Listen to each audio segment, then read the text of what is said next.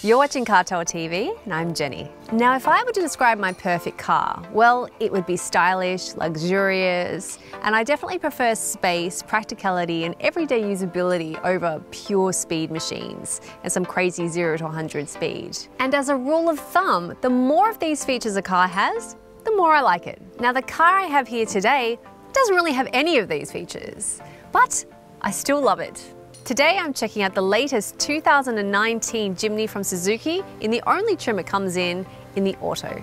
It has a small engine, not a lot of space, it's gutless, and it's the opposite of luxurious. It's also undeniably affordable and adorable, but on paper, that's about it. Well, let's just forget about the paper for a minute, because in the flesh, or metal and plastic cladding, the Jimny is undeniably lovable. It looks cool. It's as simple as that. It has a lot of classic style and looks like it can climb a tree. Now for me, the Jimny is truly reminiscent of the G-Class Mercedes, crossed with a Barbie four-wheel drive. Now we often refer to car shapes as boxy, but Jimny defines this description with round headlights and pronounced wheel arches. So it resembles the iconic G-Wagon at 1/20th of the cost. But if you can only afford the Jimny and really want to pretend you have a G-Wagon, you can buy a kit online. Just make your own little knockoff G-Wagon. Now this is where my novelty nerd meter popped. The front is dominated by a higher section with headlights and grille and a lower section with bumper and fog lights. I actually really like that it stands out from the rest of the competition and stays true to its older generations. The side has really prominent cladding on the wheel arches hugging the 15-inch wheels and big doors for easy entry into the front and a relatively easy entry into the rear seats. Now the engine, well, it ain't nothing to write home about. It's a 1.5 litre with 75 kilowatts of power and 130 newton meters of torque. It's naturally aspirated, so these numbers are found high up in the RPM range. Officially, it consumes 6.4 litres per 100 kilometres with the manual and 6.9 with the auto gearbox. Now, if I look at the Jimny as a modern city car, then the engine does disappoint. Now, it's not the best sounding machine, and if you want to use it to the full and still modest capacity, you have to rev high up. The top power is available at 6,000 revs and the top torque at 4,000 revs. But you'll rarely push the engine that hard, especially with the automatic gearbox that I have here. Moreover, on the road it's bumpy, and you do notice the height of the car while turning at anything considered higher speed. However, it's not meant to be a sports car, or give virtually any driving pleasure on the road. It's meant to take you wherever you want to go, and it's really good at that. And it's a whole lot of fun off-road. Ladder frame chassis makes it perfect for off-roading, improving structural rigidity. The negative side is that it increases weight, but on a vehicle that is generally lightweight, it's not really an issue. Stunning approach and departure angles of 37 degrees and 49 degrees respectively, and a ramp over angle of 28 degrees are better than in many highly regarded and priced off-road vehicles. Now both the front and rear have rigid axle suspension, and that increases the off-road cred. When you're on a bumpy terrain and one wheel climbs on an elevated surface, the wheel on the other side of the axle is pushed downwards in order to connect to the surface, hold the vehicle as even as possible, and improve grip at times when you need it the most. You also get a host of off-road electronic nannies, such as All Grip Pro 4-wheel drive with brake LSD traction control, hill descent control, and hill hold control. Speaking of the 4-wheel drive system, it is a part-time one with manually selectable 2 high, 4 high, and 4 low modes. Now for those of you not familiar of the benefits of 4 low mode on rough terrains, you should probably just know that it is awesome for getting you through most bumpy challenges. Off-road, you're more likely to get stuck in a much more expensive SUV or ute than the latest Jimny. And I'm totally not kidding.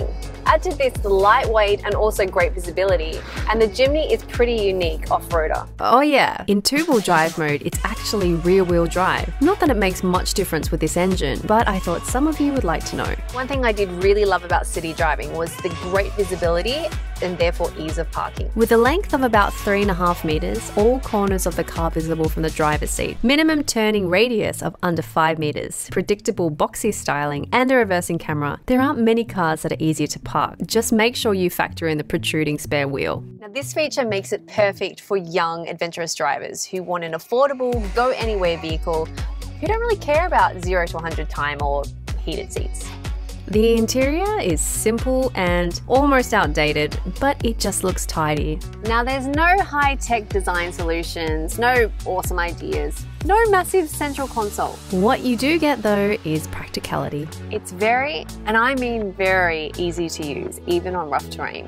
The instruments are easy to read, well positioned, and the square surrounds for the instruments really complement the retro ruggedness of the overall feel. Large buttons in off-roaders are always a good thing as well.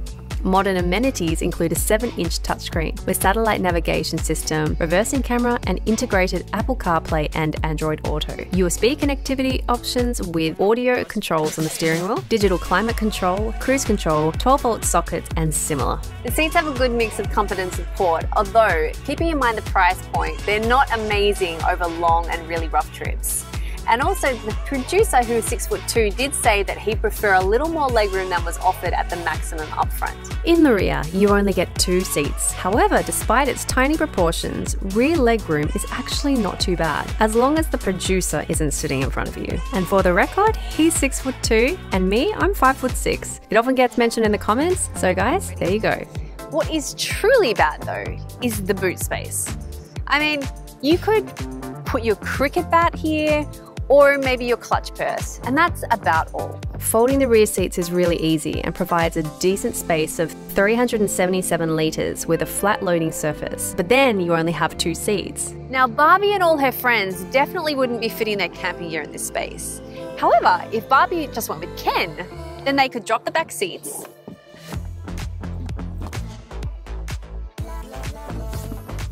and there's definitely decent room for all their accessories. Now, safety is not among the best. It has a 3-star Euro NCAP safety rating. Future updates may improve that, but making a tough off-roader a top safety pick at this price point, that's a tall order.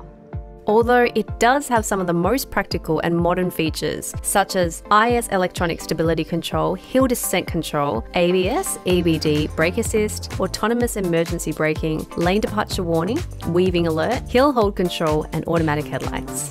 Now, if you expect anything other than awesome off-road ability at an affordable price, look elsewhere. But for a very affordable price of about $22,000 for the manual and $24,000 for this auto, you get a Barbie dream car for anyone who ventures off-road for up to 4 people or 2 people with lots of space. On the road, it's a very basic and simple elevated drive that's easy to park and get in and out of. But off-road for this kind of money, I'm not sure that there are any better options out there. And if there are, they're definitely not this cute. And thanks again for watching CarTell TV. And if you're looking for one of these awesome Jimnys, don't forget to check out Clever Buys. Saves the hassle from going into the dealers. Let them send their offers to you. See you next time. Peace.